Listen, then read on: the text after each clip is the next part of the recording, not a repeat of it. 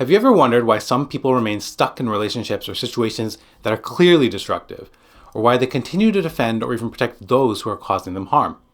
This behavior is often a sign of something that's called trauma bonding. But what exactly is trauma bonding? Why is it so hard for victims to break free from these toxic cycles? These questions can seem daunting, but understanding the answers is crucial for anyone who is entangled in such a situation or who wants to support someone who is. That's why today we're diving deep into the mechanics of trauma bonding, what it is, and most importantly, what it is not. And to help illustrate this concept in a safe and relatable way, we'll be turning to an unexpected source, the world of WWE. Yes, you heard that right, professional wrestling. Now, you might be thinking, what does professional wrestling have to do with serious psychological concepts? Well, stay tuned, and I promise you'll be surprised by the connections that we can draw and the insights that we can gain as we examine the storyline of the Bloodline, focusing on the complex relationship between Jey Uso and Roman Reigns. The dynamics between these characters provide us a compelling, albeit fictional illustration of trauma bonding. And who am I? My name is Dr. Sulman Aziz Mirza. I am a triple board certified psychiatrist in adult psychiatry, child and adolescent psychiatry, and addiction medicine, and have been a lifelong professional wrestling fan. Oh yeah!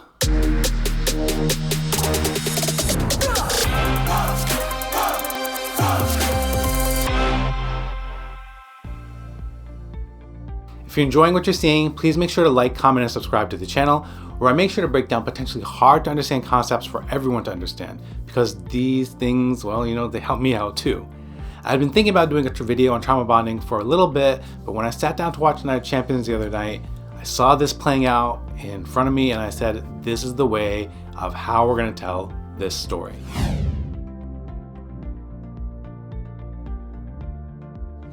First, let's tackle the definition.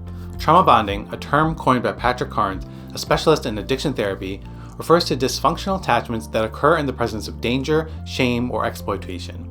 In these bonds, victims often feel attached to and dependent on their abusers. These bonds are often characterized by a unique dynamic, one that can be bewildering to those on the outside looking in. It's commonly behind that all too often asked question by people not in the situation: why don't they just leave? Moving on, we need to explore the psychology that underpins trauma bonding. To do this, we'll need to touch on two key concepts: attachment theory and our innate need for social connections. Attachment theory, a cornerstone of developmental psychology, suggests that our early relationships with our primary caregivers shape our expectations for all future relationships. If these early relationships are insecure or unstable, it can predispose an individual to form trauma bonds later in life. Moreover, as social creatures, humans have an inherent need for connection and belonging. This need can sometimes lead us into unhealthy relationships, especially when we're vulnerable. This brings us to our third point, the relationship between trauma bonding and unhealthy or abusive relationships. A trauma bond is by definition a product of an unhealthy or abusive relationship. In these relationships, victims often find themselves stuck in a cycle of abuse, where periods of positive reinforcement or love bombing are followed by episodes of intense criticism, manipulation, and harm. Imagine a bond, a connection formed not out of shared interest or mutual respect, but in response to trauma. This bond is not one of equal partners, but rather it's a bond formed under duress, one that thrives in the presence of danger and exploitation. Victims of trauma bonding often feel attached to and dependent on their abusers. This can make it incredibly difficult for them to break away, even when they're aware on some level that the relationship is harmful. But remember, understanding trauma bonding is not about blaming the victim. Quite the opposite. Our goal here is to shed light on this often misunderstood phenomenon to provide insight that may help victims and those who care about them navigate these complex and difficult situations.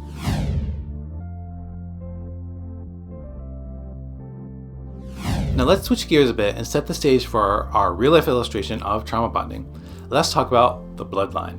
This is years of storylines, so we'll try to keep it as succinct as possible for the purposes of this video.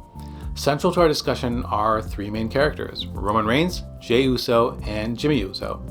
Jimmy and Jey are real-life twin brothers and are real-life cousins with Roman Reigns. Actually, they're nephews, but cousins for the storyline. They descend from Samoan wrestling royalty, going back generations with famous family members including Afa, Sika, Yokozuna, Umaga, Rikishi, and of course, The Rock.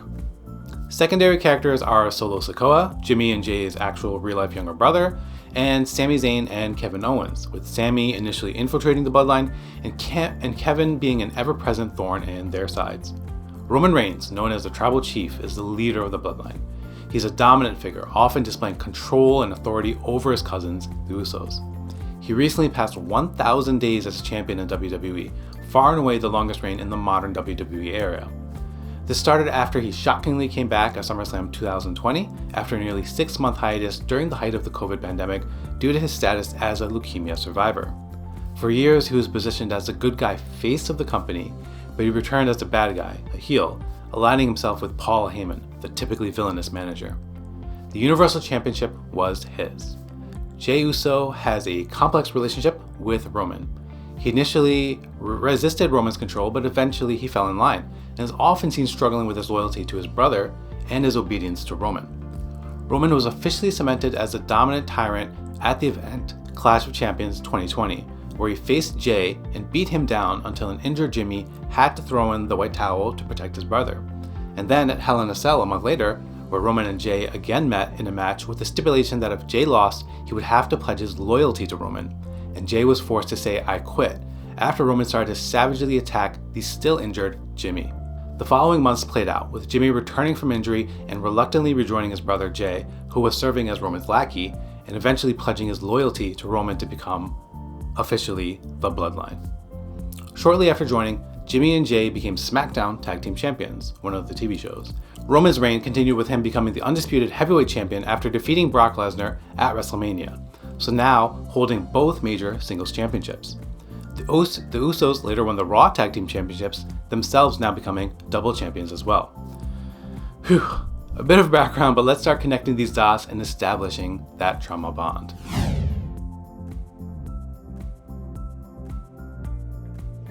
Let's delve deeper into the first stage of trauma bonding as it manifests in the Bloodline storyline, the stage of love bombing. In the context of the Bloodline, Roman Reigns, the Tribal Chief, exudes an aura of power and prestige. As the undisputed heavyweight champion, his status is unquestionable.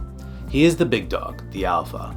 But this isn't just about his personal achievements. Roman uses his status to draw in Jey and Jimmy, his cousins, and establish a deep bond of trust and allegiance. But this isn't about simple admiration or family ties. This is about the deliberate strategic use of power and prestige to establish control. Roman isn't merely the Tribal Chief because he's a successful wrestler. He's the Tribal Chief because he has positioned himself as a protector, a provider, a figure of strength that the Usos can depend on. Their championship opportunities, the chance to become double champions like him, being the main event of major shows instead of somewhere lower on the card, those are all directly tied to being on his island of relevancy. By doing this, Roman is effectively love bombing the Usos. He's overwhelming them with grand gestures, not of love, but of power. He's showing them that he can provide them with success, with stability, with a place in the wrestling world that they would not be able to achieve on their own. And just like in an abusive relationship, these grand gestures are not about genuine love or concern. They're about control. They're about establishing a dynamic where Roman is the one with power, and the Usos are the ones who are dependent on him. So in the context of the Bloodline storyline, the love bombing stage of trauma bonding is not about flowers and sweet words. It's about power, prestige, and control. It's about making the Usos feel like they need Roman, like they are dependent on him. And that is the first step towards establishing a trauma bond.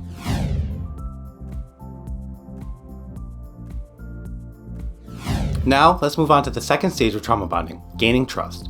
In this storyline, we see Roman Reigns portraying himself as a protector of his family, the person who will uplift them to new heights. He promises them that as long as they stay loyal to him, they will share in his success. Here, Roman is playing on the idea of family loyalty, of shared success. He's creating a narrative where he is the reliable one, the one who will always be there for them.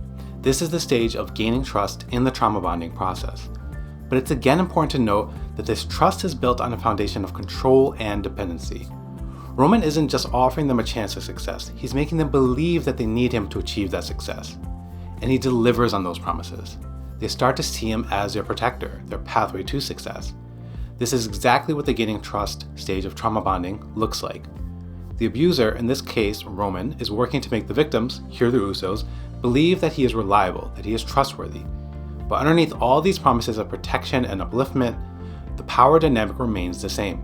Roman is still the one in control, and the Usos are still the ones who are dependent on him. And so the trauma bond deepens.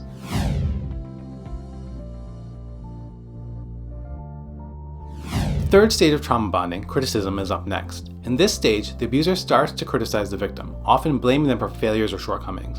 The aim here is to make the victims doubt themselves, to make them believe that they are not good enough or that they are at fault. As alluded to a little bit earlier, Sami Zayn had initially jokingly joined the Bloodline, but over time proved his loyalty to the Bloodline and had become an honorary Us, or brother, during this time. Jay was the one who was the most skeptical of Sami's motivations until he won him over at Survivor Series when he was able to help them defeat a team, including Kevin Owens, someone that Sami had had a long-standing relationship with for over 20 years. This led to Jay then becoming Sami's biggest supporter within the Bloodline, despite other members' suspicions and mistrust. This, however, came to a breaking point at Royal Rumble 2023 when Sami, whose loyalty was again being questioned, accompanied Roman Reigns to his match with Kevin Owens to headline the event. After Roman defeated Kevin and there was a post-match beatdown, as usual, by the Bloodline on a handcuffed Kevin Owens, Sami refused to participate and ultimately turned on the Bloodline, leading to him getting beaten and kicked out. This led to a storyline where Sami and Kevin faced the Usos for the Tag Team Championships at Night 1 of WrestleMania, where the Usos were defeated, losing their titles. During this time, Solo had been introduced, and his interference the following night on WrestleMania Night 2 directly led to Roman Reigns defeating Cody Rhodes to retain his championships, with him now being the only member with titles. Coming out of that night, Roman Reigns started blaming Jey Uso for their failures, including initially fully trusting Sami Zayn and letting him into the Bloodline. Despite the fact that their losses and Sami's membership in the Bloodline are not solely on Jey, Roman criticizes him, blames him. He's trying to make Jey believe that he is the weak link, that he is the reason they are not succeeding. The result of the criticism is clear on Jey's face. He starts to believe that he is a problem, that he is not good enough. This is exactly what the criticism stage of trauma bonding aims to do. By blaming Jey for their failures, Roman is making him doubt his own abilities, making him believe that he is at fault, that it is his fault that the family is struggling. But remember, this is all part of the power dynamic. By criticizing Jey, Roman is keeping him under his control, making him feel like he needs Roman to succeed. And so, the bond continues to grow, the control continues to tighten.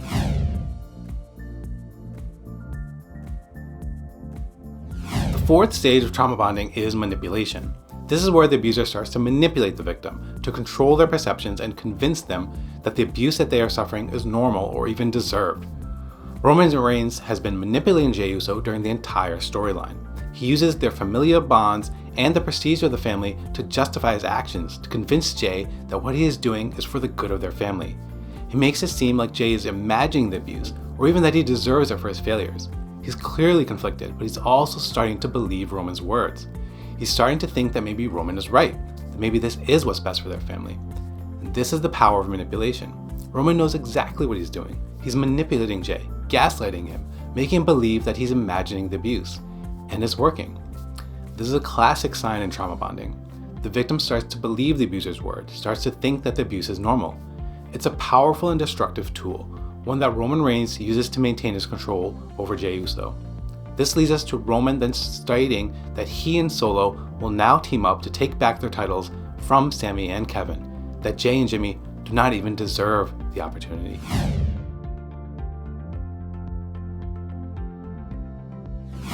The final stage of trauma bonding is resignation. This is the point where the victim, after enduring repeated cycles of abuse, resigns themselves to the situation. They acquiesce to the abuser's demands, often as a survival mechanism. Despite the emotional turmoil, Jey Uso remains loyal to Roman Reigns. He stands by his side, follows his orders, and continues to be a part of the Bloodline. He accepts that he will not be getting the match. This leads us to Night of Champions in May 2023 from Jeddah, Saudi Arabia. During the undisputed WWE Tag Team Championship match, the main event between the team of Sami and Kevin and the team of Roman and Solo, there was a dramatic sequence of events.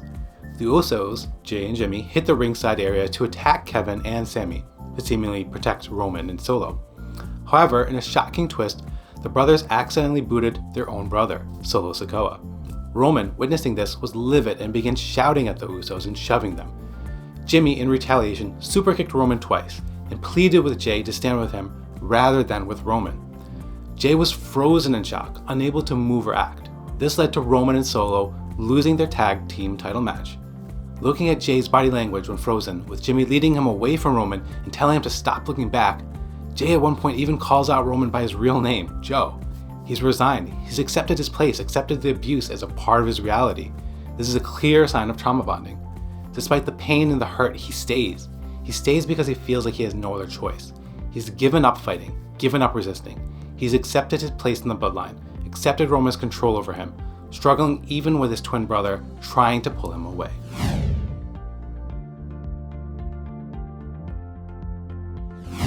From a trauma bonding perspective, this event is quite significant. It represents a moment of distress, a crucial stage in the cycle of trauma bonding, where the victim experiences severe psychological distress as a result of the abuse. Jimmy and Jay, having been manipulated and criticized by Roman for such a long time, finally reached a point of distress.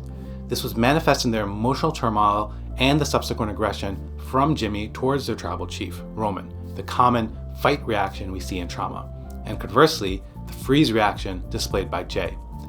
This is the tragedy of trauma bonding. The victim feels trapped, feels like they have no other choice but to stay with the abuser. And in Jey Uso's case, it's clear that he feels trapped in the bloodline, trapped by Roman Reigns, while Jimmy has apparently broken free.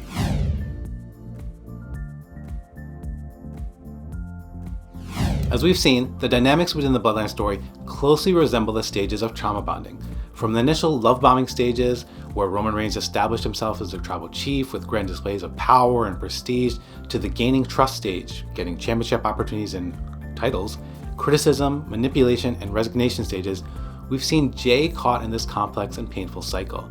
The Night of Champions event was a key moment in this narrative, offering a stark illustration of the ongoing cycle of abuse and positive reinforcement within the bloodline.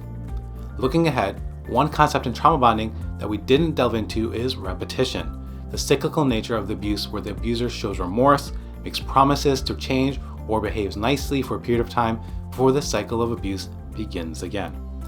Based on this, we might anticipate further cycles of reconciliation and conflict within the bloodline. Roman Reigns may try to win back the Usos' loyalty with promises of change or periods of kindness, only for the cycle of abuse to eventually resume. And we, the audience, will get sucked in and implore Jey to follow his brother Jimmy out. But that's just one possibility. I'd love to hear what you have to think. How do you see the Bloodline story developing? Well, I hope that you learned a little bit about what trauma bonds are and enjoyed this example of how they can be portrayed in the media. And always remember, if you're seeing some of these signs or symptoms within yourself or loved ones, help is out there. Support, either through family or members or friends or other professional organizations, is there and it should be available. Stay safe, remember to like, comment, share, and subscribe for more, and we'll see you next time.